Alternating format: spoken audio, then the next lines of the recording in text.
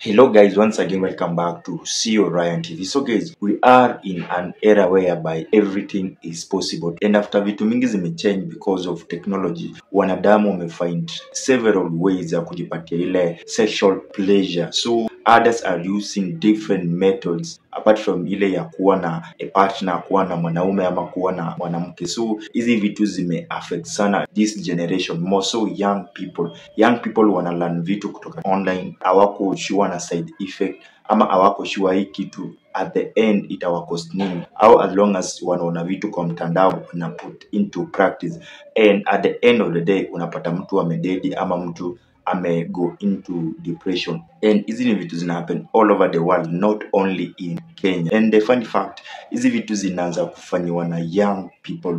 Unapata watoi wa kitu kama 15 years, 16 years already washajua about the sexual and everything that is going on in this crazy world. And more so pia kumekuja hizi online shops zinauza sex toys, and also kuna zile physical shops zenye mtu anaingia anaenda kubuy ma sex toys ama anaenda kubuy zile madildos. Sana hizi ni vitu zime affect ladies, because nowadays ladies hawataki kudate again. Wenye wako maybe kwa marriage ama they are dating, wametumia hizi sex toys to the extent that hawezi feel something wakiwa na his or her partner, of which ni kitu mbaya sana, because God created man and women wakwe watu close, zile feelings ziko mutual, zigrow. But right now dunia imetufunza a lot of things because of technology, so watu wanatumia other means kujisatisfy. And talking about that, tumesikia the case ya Roysambu girl, that lady kutoka Roysambu, she was using vibrator and by bad luck akapigwa shock na the vibrator yenye alikuwa anatumia,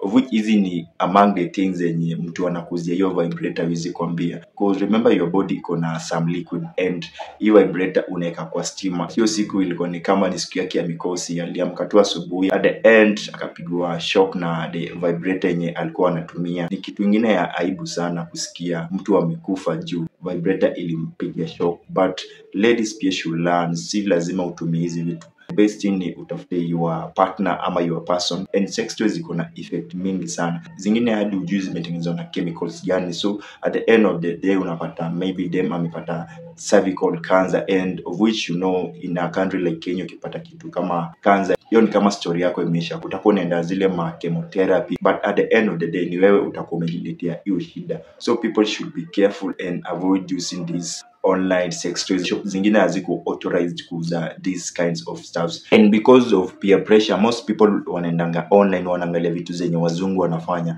so they think that they can do these stuffs. Wazungu wako na culture yao yenye already corroded na bad morals. Hawa ni watu washajikubali, but Africans kukopi hii culture yao, yet tuko na culture yetu ni kitu kingine mbaya sana. So these western people wana push agenda culture zingine zenye as make sense kwa African people, and because of technology African people tumeanza ku embrace tabia zingine za kiujinga sana, tabia zenye hatukuwa nazo kwa culture yetu. After kutumia hizo ma sex toys, after kutumia hizo ma vibrator, at the end of the day utafeel tu ni kama hauko sawa, because body yako Mungu aliumba ikijua ni between man and woman, si between vibrator na wewe. So at the end of the day utafeel ile pleasure ya like 5 seconds 10 seconds, but after hapo effect utakuwa unapata ni kitu kingine worse. Hii kitu inakuwa pia demonic, demo unaifanya demo auachi, and even the sex life yako inakuwa affected. So hata wezi reason, utakuwa tu every time kila place yenye unakaa